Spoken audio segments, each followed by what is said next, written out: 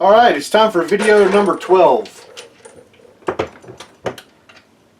You guys watched videos 11, 10 and 11, right? So I don't need to go over exactly what we're doing here. We're testing more powders in 300 Blackout with our Palmetto Projectiles bullets. And as you can see, I am remembering this time to flare my bullets. Or flare my brass. So as they come out of the stockpile, oh, this works out perfect. That is, I'm completely out of brass now, but I've got just the right number that I need for today's work. And today's work, first of all, accurate 1680 in the last video, if you'll recall, I didn't quite load them hot enough. So we're going to load up, what did I write down? 3 more charges of accurate 1680. We stopped at 11 grains before. We're going to go on up to 11.3, 11.6, and 11.9. And I think that's going to get us where we need to be. If we look at the chart, where the chart predicts just over 11.6 is going to get us to 1050. So we're going all the way up to 11.9, so that should get us where we need to be, get us past 1050. All right, I'll tell you what, I'll probably do those first. The next 3 powders are a little less popular, and it's been difficult to find load data. IMR-4198, Palmetto Projectiles has data for it, and I've double checked it on some random forum posts and stuff like that, and it seems to be pretty close to what other people are seeing. So it's 11 grains is probably going to be pretty close to our number. So we're going to go 2 charges above 11, 2 charges below 11, and see what we get as far as velocity with IMR 4198. Reloder 7, a little harder to find data. Ended up I'm basically just going by forum posts. I don't know of any official source that's got Reloder 7 data.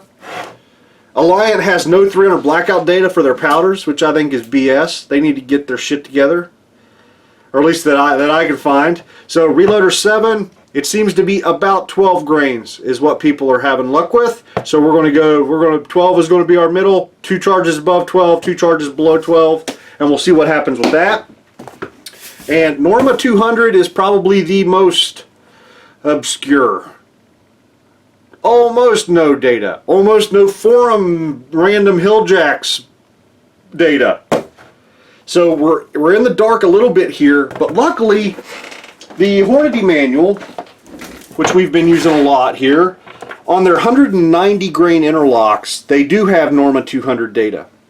So, and they show a max charge of 16.8, so almost 17 grains with 190. We're only 13 or 14 grains above that. And going by some other, random reports, what I'm going to go with is 11.5 as the center. So we're going to go 2 charges up from 11.5 and 2 charges down from 11.5. So max of 12.1, which is a good bit below that, what did I say, 16... Yeah, almost 17 grain max that Hornady has for their 190 grain bullets. So I think we're going to be safe, but maybe we're not. Maybe I'm going to blow my face off. And that's half the fun. Yeah. Okay. So I'm going to get started. I'm going to load up 3 charges of accurate 1680. Same as last time. Same as video 11. Same as video 10. You've already watched it. You've already seen it. You don't need to see it. The data is what's interesting, right? So I'm going to get to it here.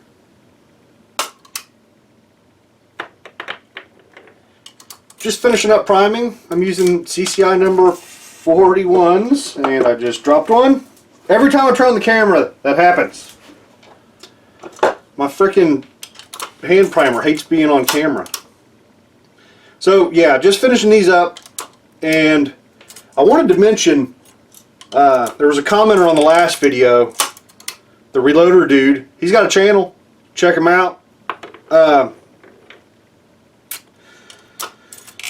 We mentioned that the answer to a lot of these cycling issues and whatnot is the adding a suppressor adds pressure, right? It should help with these cycling issues. And from everything I've read, that's absolutely true. This is my first suppressor. Should be here soon. So I can't really talk from experience, but from everything I've read, that's the case. Once we add the suppressor into the mix, a lot of these cycling issues will probably go away. So the ideal thing would be to have one that works suppressed and unsuppressed. You know, that's really what I'd like to have. But worst case, if you get a powder that won't run unsuppressed, it may run just fine suppressed. And we'll find that out. We'll be testing and demonstrating here on the channel. Once my suppressor comes in, we'll find out for sure. Something like Lil Gun that was really particularly bad. Even the highest couple charges didn't lock the bolt back, and then it started getting really bad cycling issues and failures to feed and whatnot. I'm interested to find out a powder that's running that bad, how much difference will a suppressor make. So that's coming. We're going to answer those questions eventually. So I'm going to get started with slinging powder here, and start with Accurate 1680, and just move right along.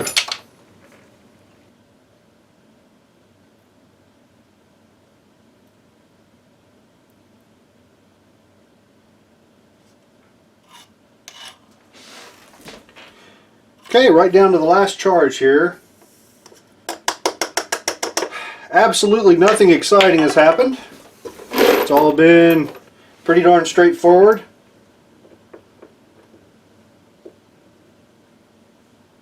All three of these new powders are, you know, extruded type, you know, stick type powders. IMR-4198 is actually a really long, has really long granules, but Reloder 7 and Norma 200 are both pretty fine little sticks. I don't know. I think so. Probably in the next video, I'll give you guys a look at all the different powders and show you the different textures and all that sort of crap, because I know that's important to some people as far as, you know, how they're going to run through powder measures and that sort of stuff. All right, that is that. We've got a box of 30 here and 24 here. So let's get out there and see what they do. All right, let's jump right into it. We're going to start with the Accurate 1680 loads that were you know, continuation from the last video. We'll start high and work low. So this is 11.9 grains. Hopefully it'll be, you know, up in that 1100 feet per second range maybe.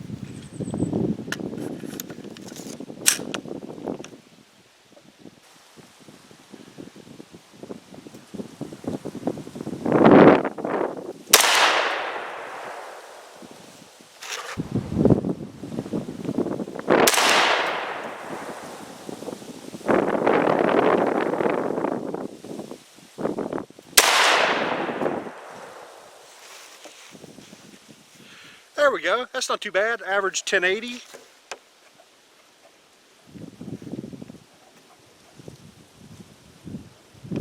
Lock the bolt back. All good to go. Okay, 11.6 grains.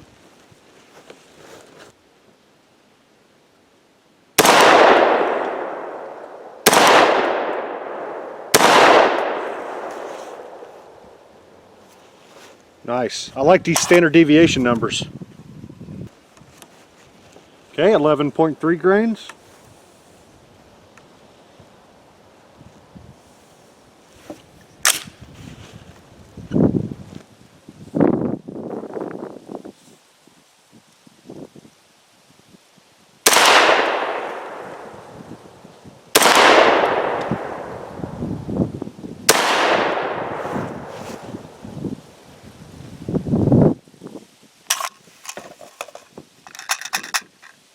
.32. Good deal.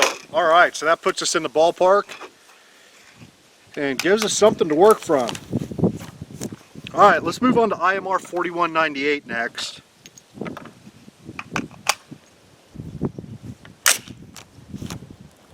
All right, first up is 11.6 grains.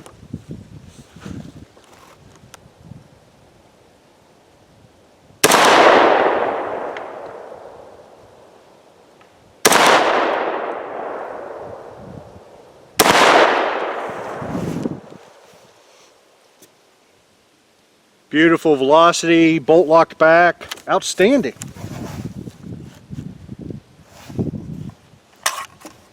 Yeah, average of 1130. That's just peachy.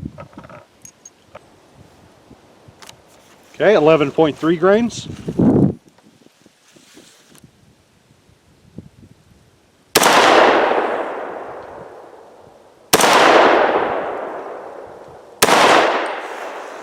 Bolt locked back.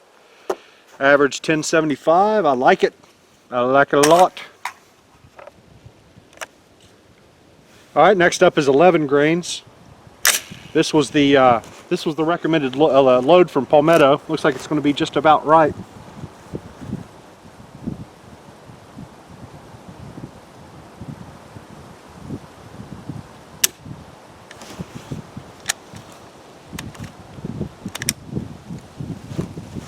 What happened?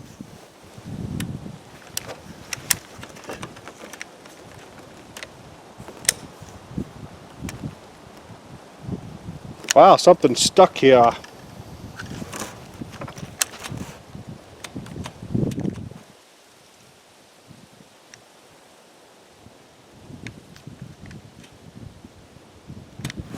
Interesting. It is not wanting to come open.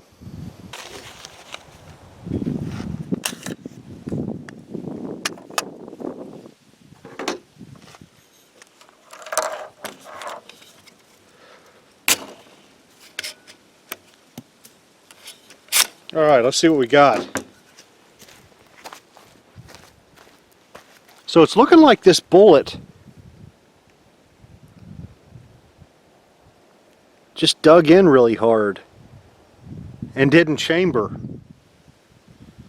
So I'm going to set that guy aside. We might need to tear it apart and see what happened. Might have just got one bullet that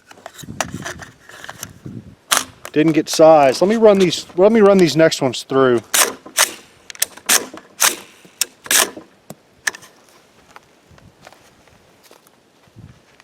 These guys got tagged just a little bit as well. Let me open this guy up, make sure something weird's not going on.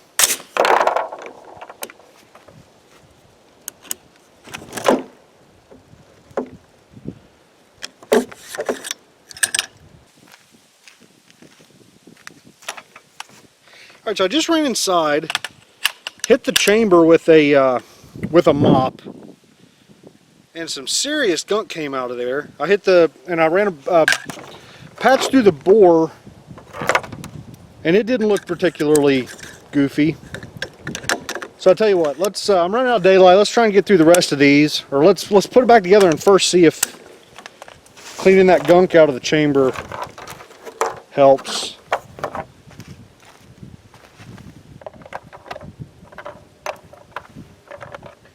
It's possible I forgot. No, these look crimped properly and all that sort of crap. So I'm not sure what the hell's going on. This is very, very weird.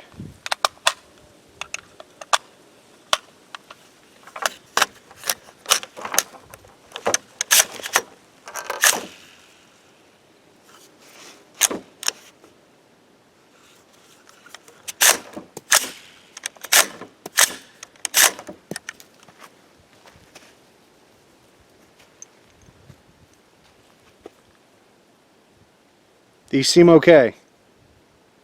Huh, I'm gonna go back to those last three and see if they'll run now.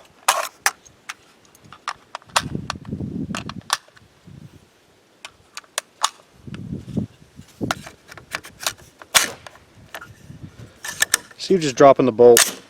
Yeah, that goes. Yeah, whatever. Very weird.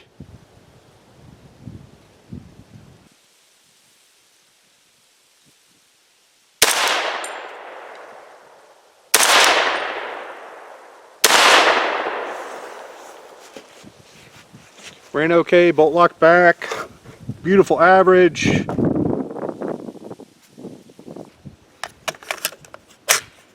Alright, nothing to complain about so far with IMR-4198. So next, what are we up to? 10.7 grains.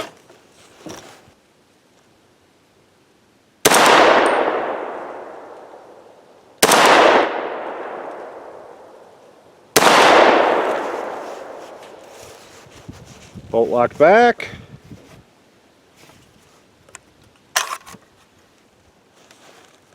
$10.4.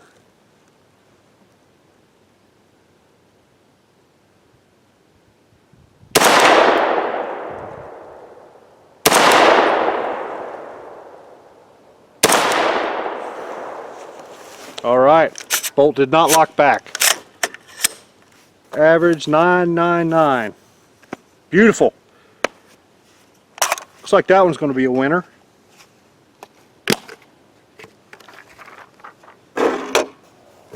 Or no, I forgot to archive. So, yeah, it looks like the average is going to be around 980, which you're already seeing on your screen, so I don't even know why I'm telling you. I'll tell you what, don't trust what I'm saying, trust what's on. Yeah, up there.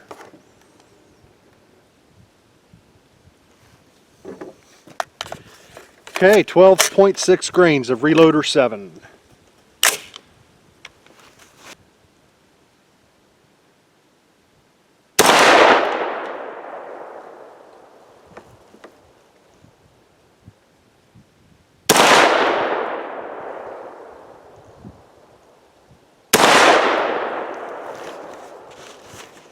Those guys are pretty hot.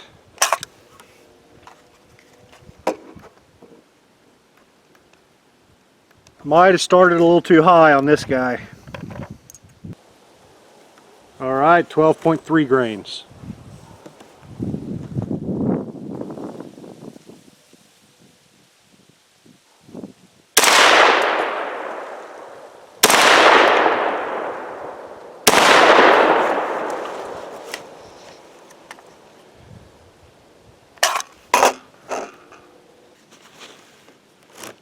$12 grains.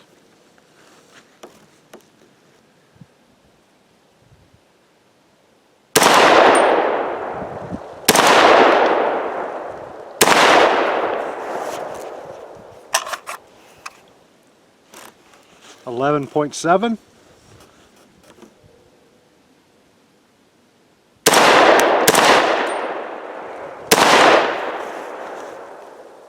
I got a little goofy on that one. Kind of double tapped that first one.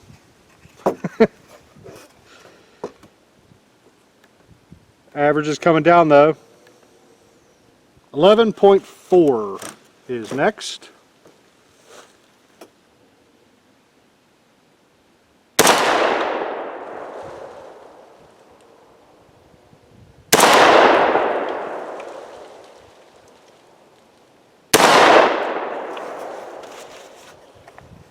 Average 1049. Good.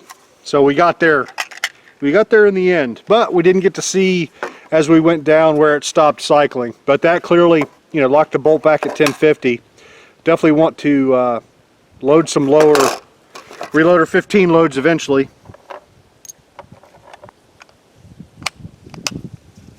Or Reloder 7, excuse me, not Reloder 15.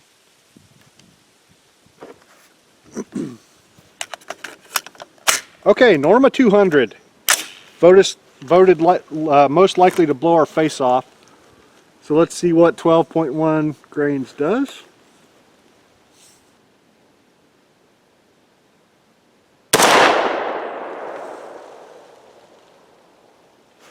Okay, 1,000 feet per second that guy was. So we're almost there, but not quite. That's okay.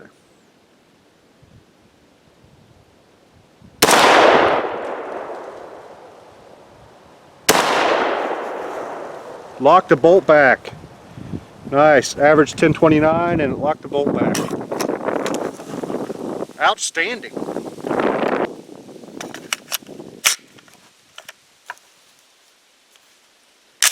Okay, 11.8.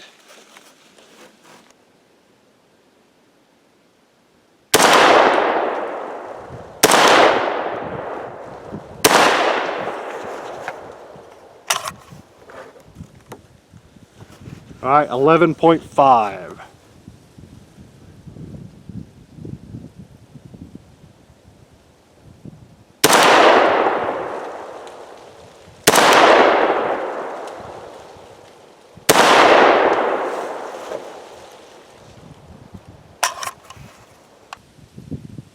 All right. 11.2 grains.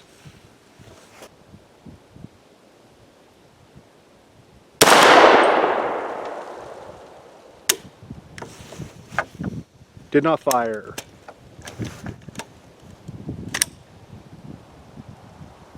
Seems to be something in there. Let me...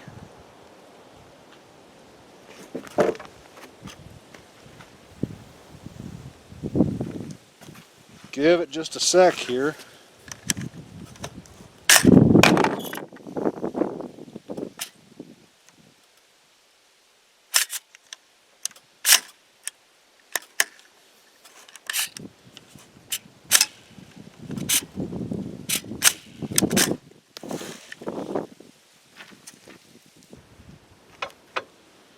Okay, same deal as before.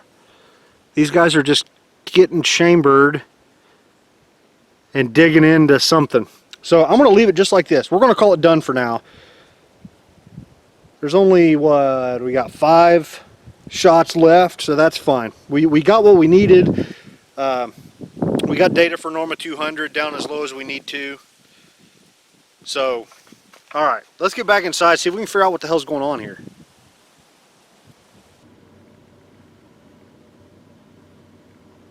Alright, so I've taken a full day to think this over and try and figure out what happened. The short of it is, I got lead built up in the front of my chamber. Popped out a nice little chunk of lead that was in the front of my chamber. I'm going to go into more detail about that after we talk about what we saw as far as, velocities. Because I know, a lot of people watching this only care about the powder data and what happened, and not necessarily the specific problems I had with my gun. So let's talk about the powders first, and then we'll get to the issues. First of all, Accurate 1680, we added a couple additional data points to our graph. Let's pop the graph back up there. There we are. So now on our graph, first line down from the top is 1050. Looks like it's going to be right about 11.6 grains, which are, our average velocity at 11.6 grains was 1046. So that looks like it's going to be my magic number for 1680. Couldn't be more happy with 1680.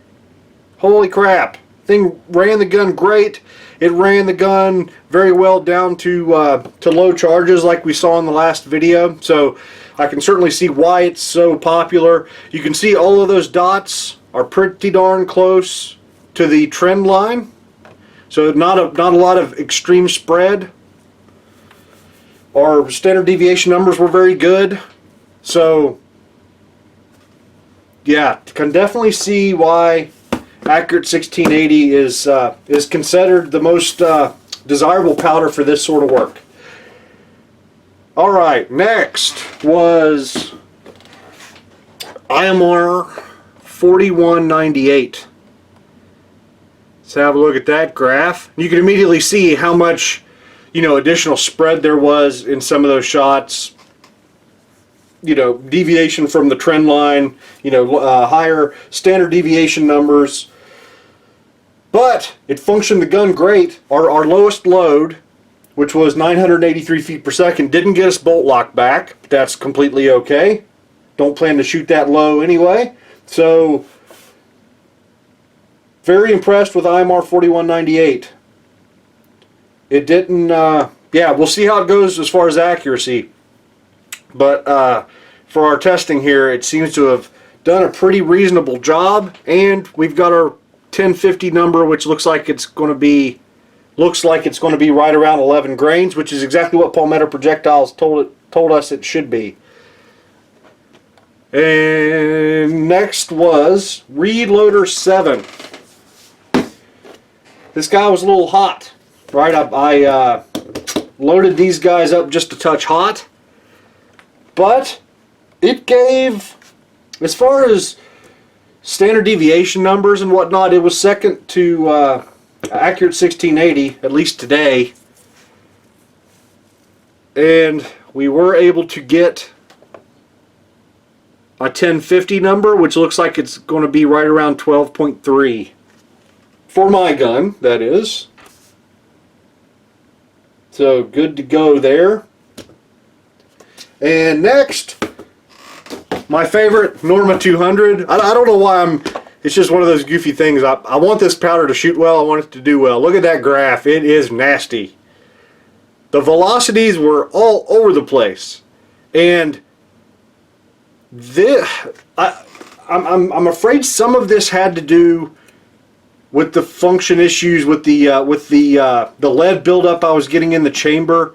You know, if these bullets were getting in there and getting smushed and getting jammed, then that could certainly affect velocity and pressures and everything. So I'm not ready to give up on Norma 200 yet. It functioned great.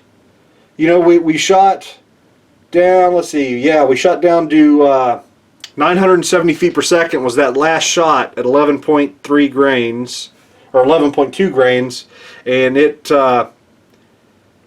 loaded the next round. But yeah, 11.5 got us bolt locked back, all that crap. So we've got a number. We've got an idea of what we need for 1050. Almost. We were a little bit low, so our 12.1 grains only got us to an average of 1029. So looking at the trend graph, it looks like maybe 12.3 to 12.4 there is going to get us 1250. So we need to do a little bit of additional testing with this powder and higher charges to see what gets us where we need to be. Alright, so that's that. And just in case, I think I'm going to need to start dropping some warnings in each of these videos, just because I'm sure people are going to be searching specific powders and dropping in on these videos one at a time, not realizing, you know, they're part of a series, even though, you know, they're labeled like this is video number 12. To get the whole picture, you need to go back and watch all the videos. But, you know, my gun is an 8.5-inch barrel. This is a Rainier barrel, Rainier bolt and carrier,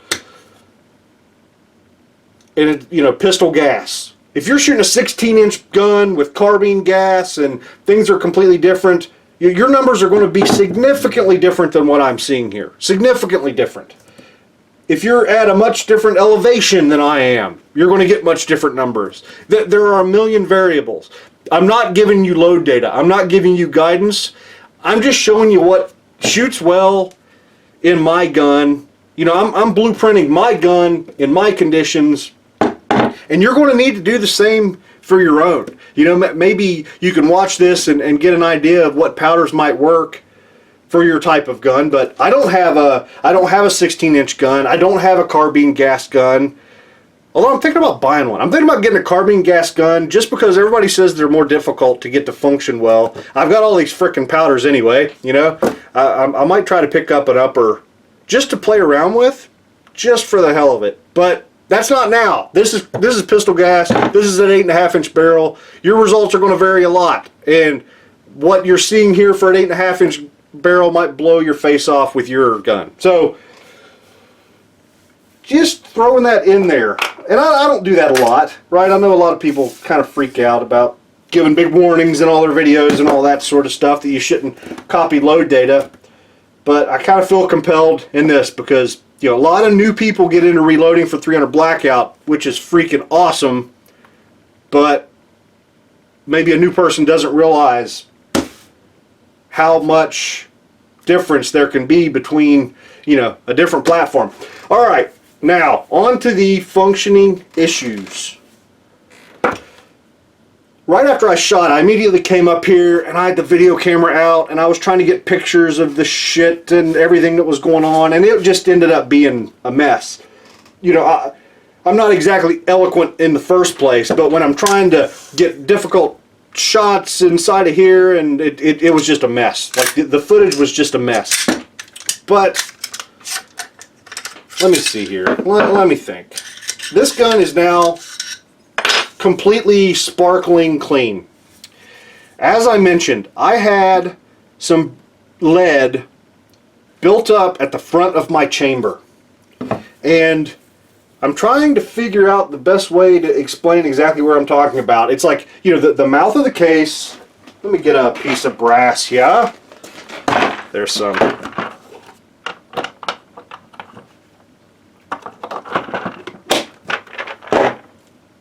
Alright, so your piece of brass goes up into the chamber and head spaces off of the shoulder.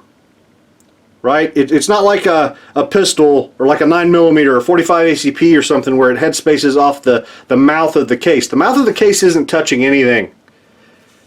The shoulder is what's touching. So from the mouth of the case to the end of the chamber, where the barrel starts, where the free bore starts, where the throat starts, whatever terms you want to use there, there's a gap.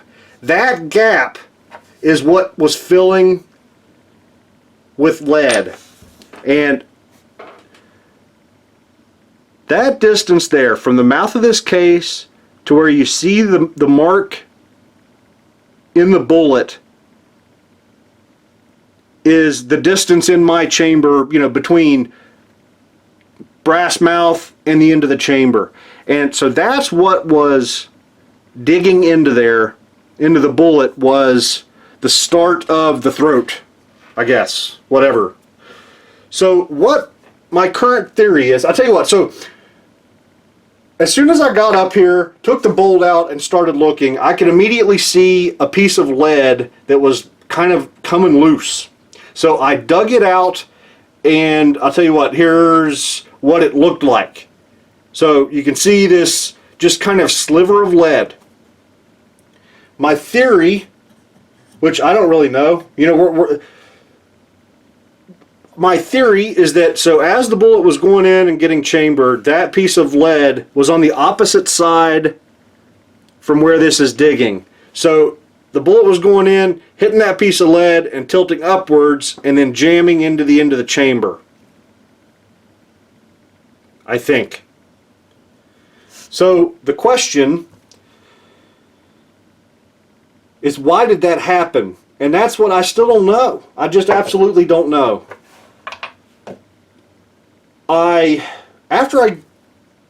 So as soon as I got that sliver of lead out of there, out of the chamber, I immediately grabbed one of our unfired rounds that had not been scarred up and chambered it over and over and over. I chambered it like 20 times to see if I was getting any, you know, any marks on the bullet that would lead me to believe that, you know, brass was getting scraped off during chambering, and I couldn't. Well, like here's one of the bullets. You can see the, you know, the kind of snake bites there on the side of the bullet from it hitting, you know, as it was ejecting, it tilting and scraping against the barrel extension, you know, the little things on the barrel extension, which is, you know, that's normal. But so that bullet's been in and out of the chamber a bunch, and you don't see any scrapes. So I don't think it's not a scrapage thing. So I have to assume that that lead is getting laid down in the process of firing. That's the only conclusion I can come to at this point. And I think we did a good job of setting our flare and making sure that we weren't scraping coating off the bullet or anything like that. And we were about, tell you what, I've got the exact number. We were about 100. We were about 90 rounds deep before we had the first failure. And then I came up and just mopped out the bore, or mopped out the chamber, which I clearly didn't get that big hunk of lead. That lead was laying in there, but I cleaned out some other crap and got some pretty good chunks of shit out of there. And then went out and fired an additional, I don't know, what was it, 20 shots before it started malfunctioning again. So I think this was a build-up thing over time as we shot. I don't think it was specific to any of the powders. Although I don't know that yet. Maybe one of these powders is just much hotter than I think it is, and it's causing leading. I really don't know. And I'm not ready to like blame Palmetto or blame their coating or blame my reloading process. I think I just need to keep on shooting and see what happens. One thing I do know is that if I run into this, that might be what we do. We might... Yeah, I probably should have thought this through before I turned the camera on and made you had to sit here while I think, but maybe I should switch to my bullets, do a little bit of testing there, shoot 100 or 2 of those, maybe kind of rerun this exact same test with my bullets and see if I run into the same sort of issues. Because like if we just move forward from this point, so we've got our 1050 number for most of our powders, and even the ones we didn't get it perfect, we've kind of extrapolated enough, well enough to know about what we need. If we move on to that testing, so what do? Do I clean the chamber every couple powders to make sure that there's not some lead buildup that's going to be affecting velocity and accuracy? Or do I just shoot it until I get that same sort of failure, just as a second verification that that's going to happen? I want to have, I mean, I can always order more bullets, but I'd like to have plenty of bullets to do all the accuracy testing we want to do. But I mean, I think I got enough. I could load up just, I don't know, 100 and run it till it dies, but that's kind of boring. That's what I'm thinking. I'll think about it some more. So I don't really know what the next video is going to be. It might be me loading some of my bullets, just to see if we get this same sort of failure. So yeah, if any of you guys out there are experienced at shooting lead bullets, I'd love to hear any feedback you've got as far as that lead build up at the end of the chamber. It's definitely something I didn't expect. I thought I'd have to worry about laying lead down in the barrel, or lead ended up back in my cake in my bolt and my gas tube and the gas key and all that sort of crap, and that didn't happen. So like I said, I tore this apart and it is now perfectly clean. I did get some flakes of powder out of the barrel. I patched the crap out of the barrel. I went ahead and brushed the barrel a little bit to see if it would pick up any, and I definitely got some silver flakes. There was some lead in there, but it wasn't worse than I expected. I don't think it was a problem. So maybe eventually it would. Maybe if I fired 500 it would have looked a whole lot worse to me. But so yeah, that's kind of where we're at. More questions than answers at this juncture. So this one's done. I think we're blueprinted. We've got our powders tested well enough to move on to accuracy testing. So that was the whole point of this. All right, guys. I will see you next time.